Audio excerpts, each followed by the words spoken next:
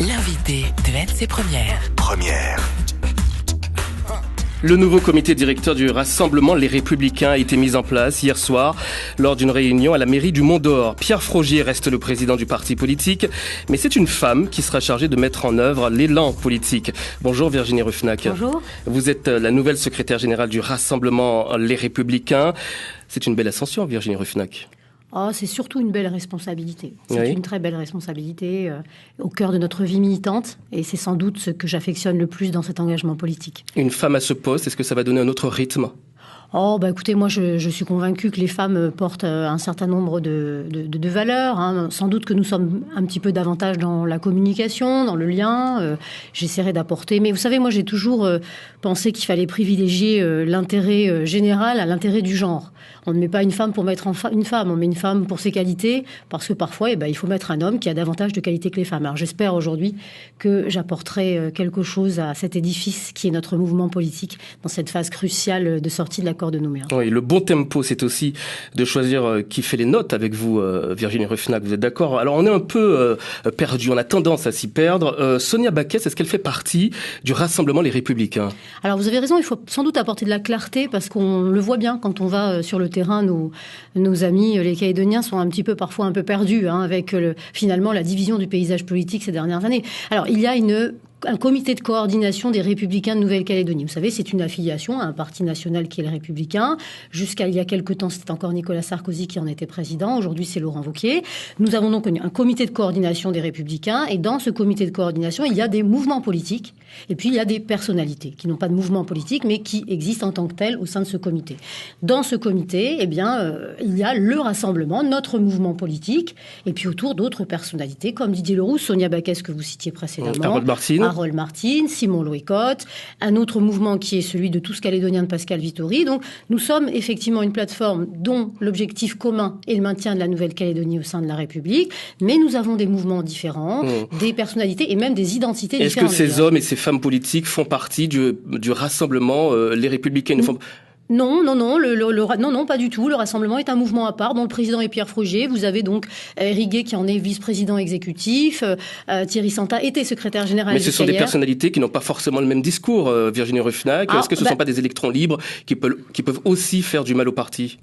Écoutez, vous savez, dans toute plateforme, on essaye d'aller à l'essentiel pour un objectif commun. Mais après, effectivement, on peut avoir des nuances, des différences d'appréciation. C'est le cas probablement au niveau des Républicains de la Nouvelle-Calédonie, notamment sur la sortie de l'accord, sur un certain nombre de sujets où il y a des nuances et des appréciations différentes. Nous, notre mouvement, en tout cas, a une identité et un discours qui est très clair, puisque vous le savez, nous sommes pour une solution partagée. Et Pierre Frogier, notre président, a eu longuement l'occasion de l'évoquer lors de notre comité directeur qui s'est tenu. Et c'était l'occasion de mettre les choses au clair ? Absolument. Je pense qu'il fallait un peu de clarté et puis il fallait aussi poser les grandes orientations afin qu'effectivement nos militants, nos adhérents, nos cadres aient une feuille de route dans ces mois qui seront décisifs devant nous. Vous l'avez dit, la priorité, c'est la préparation de sortie de l'accord de Nouméa. Alors, une résolution a été prise hier soir lors de ce comité directeur. Si en 2018, le scrutin d'autodétermination est maintenu, vous confirmez massivement votre refus, évidemment, à l'indépendance. Pierre Frogier a toujours été opposé au scrutin d'autodétermination. Le discours n'a pas changé aujourd'hui. La priorité, c'est ça. Oui, alors, si vous voulez, nous, aujourd'hui, il y a un accord de Nouméa. Quand nos signataires, et dont Pierre Frogier, qui est donc signataire, en 98 ont signé l'accord de Nouméa, ils estimaient sans doute que 20 ans plus tard, les populations seraient prêtes.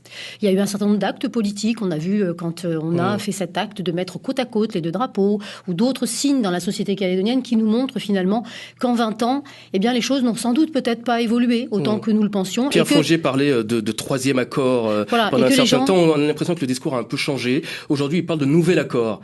Qu'est-ce qu'il faut entendre par là ? Non, les gens sont sans doute pas prêts à un référendum. Alors nous sommes pour une consultation, nous sommes pour un référendum d'autodétermination, mais sur une solution. C'est-à-dire que les Calédoniens choisissent une solution, soit pour ou contre une solution au sein de la République, et non pas juste un pour ou contre l'indépendance qui, pour nous, aujourd'hui, ne règle pas le problème de la citoyenneté, du corps électoral fermé, de la représentativité des élus au Congrès, de la clé de répartition qui met en grande difficulté la province sud, de tout un tas de problématiques, et c'était le cœur de cette résolution, de dire nous sommes pour une solution partagée au sein de la République, effectivement, on l'affirme, et que veut-on faire évoluer dans cette solution qu'il faut écrire en toute transparence et sur laquelle les Calédoniens doivent se prononcer également en toute transparence, qui doit fédérer nos populations. Vous avez une idée de ce que sera le contenu tout de même de ce nouvel accord, comme vous dites ? Écoutez, on a mis un certain nombre de choses déjà dans cette résolution dont vous parliez. Cette résolution, finalement, elle consiste à dire, si vraiment on n'arrive pas à cette solution, eh bien, il y aura ce référendum pour ou contre. Évidemment, nous affirmerons le fait que nous souhaitons massivement rester au sein de la République. Mais ce scrutin, son résultat est prévisible, il est connu d'avance, nous le savons. Alors, que mettons à l'intérieur ? Écoutez, nous, on pense fortement, je vous le disais précédemment, déjà la réouverture de ce corps électoral et de la citoyenneté, avec une durée de présence, avec le fait que les conjoints des citoyens calédoniens puissent voter, le fait d'être né en Nouvelle-Calédonie et d'y vivre doit effectivement pouvoir permettre qu'on est citoyen, et d'autres conditions encore. Mais la clé de répartition, la modification de la représentativité des élus au Congrès, vous savez, il faut beaucoup plus d'électeurs en province sud pour avoir un élu qu'en province nord et en province des îles. C'est-à-dire que ça n'est pas du tout comparable à l'implantation de la population. Pour nous, il faut à un moment donné rediscuter de cela. Et puis, il y a plein de choses. Il y a nos institutions. Il y a le Congrès aujourd'hui.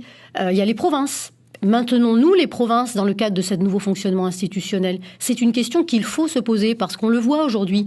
Nos compatriotes souffrent d'une hyper-complexification de nos institutions. Et ça a un coût, tout ça. Peut-on encore s'offrir le financement de ces 3 collectivités avec un millefeuille de compétences, nos communes qui sont en dessous? Les maires se sont un peu positionnés là-dessus. Il faut réviser le fonctionnement de nos institutions. Et ça n'est pas un référendum juste pour ou contre l'indépendance qui nous permettra de sortir de ça et de faire que la Calédonie vogue à bon port et dans un fonctionnement qui est raisonnable. L'objectif, c'est donc 2018. Vous avez peur de ce référendum, de cette consultation en 2018, Virginie Ruffnac ? Écoutez, les politiques sont là précisément pour faire en sorte que la situation soit sereine.